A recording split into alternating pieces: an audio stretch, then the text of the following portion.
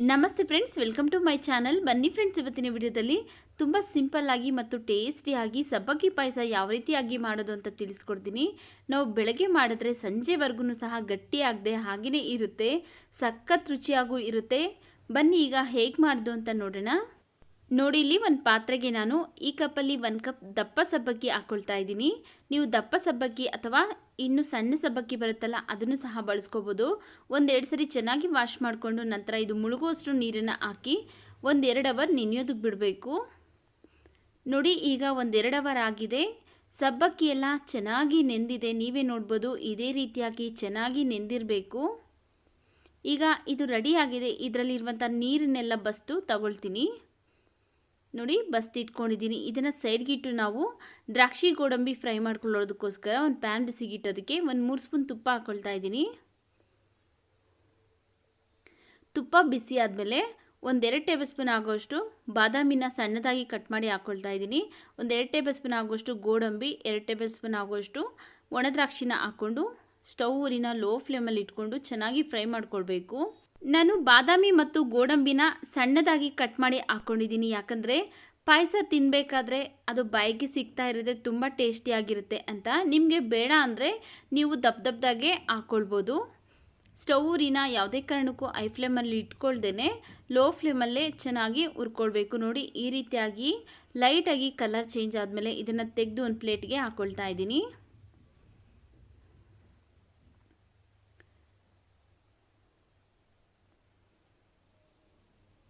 ನೋಡಿ, ಈಗ ಇದೇ ತುಪ್ಪಕ್ಕೆ ನಾವು ಮೊದಲೇ ನೆನೆಸಿ ಇಟ್ಕೊಂಡಿರುವಂತಹ ಸಬ್ಬಕ್ಕಿ ಹಾಕ್ಕೊಳ್ಳೋಣ.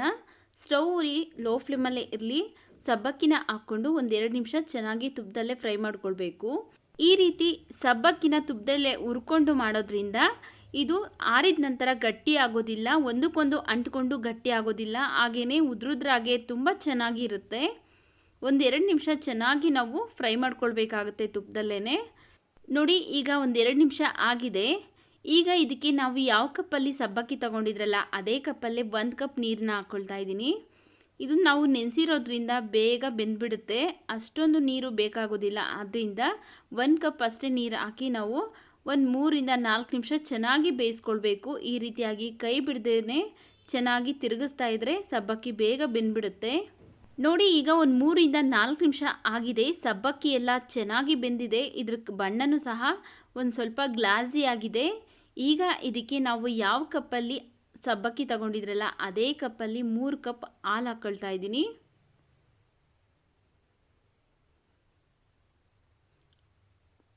ಹಾಲನ್ನ ಹಾಕ್ಕೊಂಡು ಚೆನ್ನಾಗಿ ನಾವು ಇವಾಗ ಮಿಕ್ಸ್ ಮಾಡ್ಕೊಳ್ಬೇಕು. ಒಂದು 3-4 ನಿಮಿಷ ಚೆನ್ನಾಗಿ ನಾವು ಹಾಲಲ್ಲೇ ಕುದಿಸ್ಕೊಳ್ಬೇಕು ಸಬ್ಬಕ್ಕಿನೆಲ್ಲ. ನೋಡಿ, ಈಗ ಒಂದು 3-4 ನಿಮಿಷ ಆಗಿದೆ, ಚೆನ್ನಾಗಿ ಕುದೀತಾ ಇದೆ.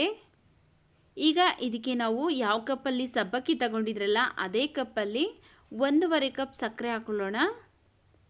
ನಿಮಗೆ ಇನ್ನೂ ಸ್ವೀಟ್ ಬೇಕು ಅನಿಸಿದ್ರೆ ನೀವು 2 ಕಪ್ ಬೇಕಾದರೂ ಸಕ್ಕರೆ ಹಾಕ್ಕೊಳ್ಬೋದು. ನಾನಿಲ್ಲಿ ಮೀಡಿಯಮ್ ಆಗಿ ಮಾಡ್ತೀನಿ, ತುಂಬ ಸ್ವೀಟು ಇಲ್ಲ ಹಾಗೆಯೇ ತುಂಬ ಸಪ್ಪೆನೂ ಇಲ್ಲ, ಆ ರೀತಿಯಾಗಿ ಮಾಡ್ಕೊಳ್ತೀನಿ.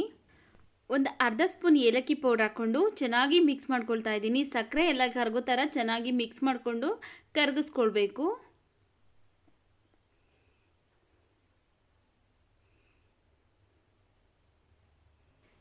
ನೋಡಿ, ಸಕ್ಕರೆ ಎಲ್ಲ ಚೆನ್ನಾಗಿ ಕರಗಿದ ಮೇಲೆ ಇದಕ್ಕೆ 2 ಟೇಬಲ್ ಸ್ಪೂನ್ ಆಗುವಷ್ಟು ಬಾದಾಮಿ ಪೌಡ್ರ್ ಹಾಕ್ಕೊಳ್ತಾ ಇದ್ದೀನಿ. ಇದು ಅಂಗಡಿಯಲ್ಲಿ ಸಿಗುತ್ತಲ್ಲ ರೆಡಿಮೇಡ್ ಬಾದಾಮಿ ಪೌಡ್ರು, ಅದೇ ಬಾದಾಮಿ ಪೌಡ್ರನ್ನ ನಾನು ಹಾಕ್ಕೊಂಡು ಚೆನ್ನಾಗಿ ಮಿಕ್ಸ್ ಮಾಡ್ಕೊಳ್ತಾ ಇದ್ದೀನಿ. ಬಾದಾಮಿ ಪೌಡ್ರ್ ಹಾಕೋದ್ರಿಂದ ಪಾಯಸ ಟೇಸ್ಟು ತುಂಬ ಚೆನ್ನಾಗಿರುತ್ತೆ.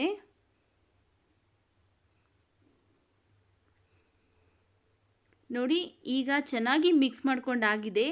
ಮೊದಲೇ ತುಪ್ಪದಲ್ಲೇ ಹುರಿದಿಟ್ಕೊಂಡಿರುವಂತಹ ದ್ರಾಕ್ಷಿ, ಗೋಡಂಬಿ, ಬಾದಾಮಿನ ಹಾಕ್ಕೊಂಡು ಚೆನ್ನಾಗಿ ಮಿಕ್ಸ್ ಮಾಡಿಕೊಂಡು ಸ್ಟವ್ನ ಆಫ್ ಮಾಡ್ಕೊಳ್ಳೋಣ.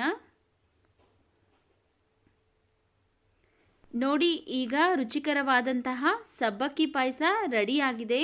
ಈ ವಿಡಿಯೋ ನಿಮಗೆ ಇಷ್ಟವಾಗಿದ್ದರೆ ಈ ವಿಡಿಯೋಗೆ ಲೈಕ್ ಮಾಡಿ, ಈ ವಿಡಿಯೋನ ನಿಮ್ಮ ಫ್ಯಾಮಿಲಿ ಫ್ರೆಂಡ್ಸ್ಗೆ ಶೇರ್ ಮಾಡಿ. ಇನ್ನೂ ಒಳ್ಳೆ ರೆಸಿಪೀಸ್ಗಾಗಿ ನಮ್ಮ ಚಾನಲ್ಗೆ ನೀವು ಸಬ್ಸ್ಕ್ರೈಬ್ ಮಾಡಿಕೊಂಡು ಸಪೋರ್ಟ್ ಮಾಡಿ.